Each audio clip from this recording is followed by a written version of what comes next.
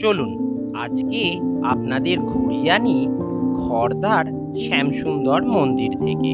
রিষড়ার ফেরিঘাট থেকে লঞ্চে করে ওপারে গেলেই আমরা পৌঁছে যাব খড়দা। আর লঞ্চে যাওয়ার এই মুহূর্ত, গঙ্গার শোভা দেখতে দেখতে সবাই মিলে যখন আমরা যাচ্ছিলাম, সত্যি এক অভূতপূর্ব অনুভূতি।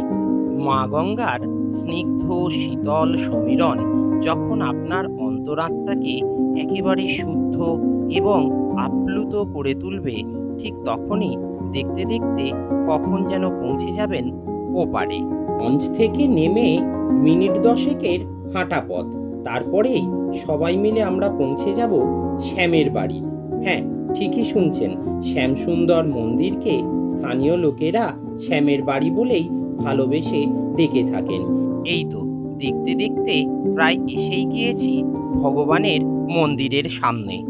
সৌভিক আর ব্রজকাকার কল্যাণে আমাদের সৌভাগ্য হলো শ্যামের বাড়ি দর্শন করার আর সেখানে অমৃততুল্য ভোগ প্রসাদ গ্রহণ করার।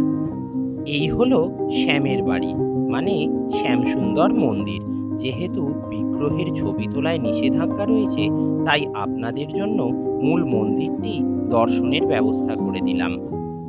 মন্দির দর্শনের পর আসুন আপনাদের দেখাই শ্যামের বাড়ির ভোগঘর।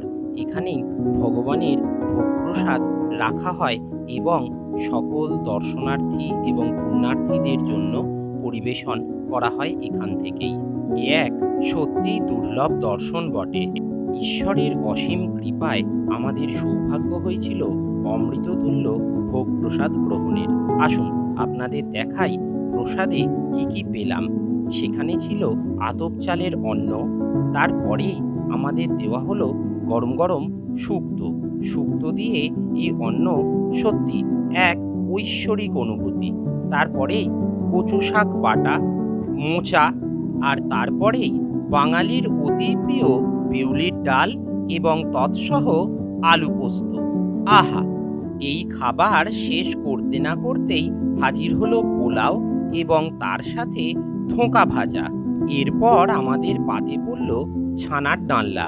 পোলাও দিয়ে ছানার ডালনাটা সত্যি অমৃত অমৃত।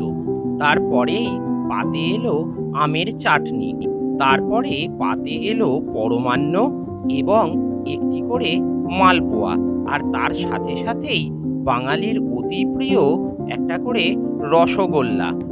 দাঁড়ান, মেনু এখানেই শেষ নয়, এরপরে রয়েছে একটা করে হিমসাগর আম। হ্যাঁ, এইটা আমারই আম, যেটা সৌভিক হাতে নিল।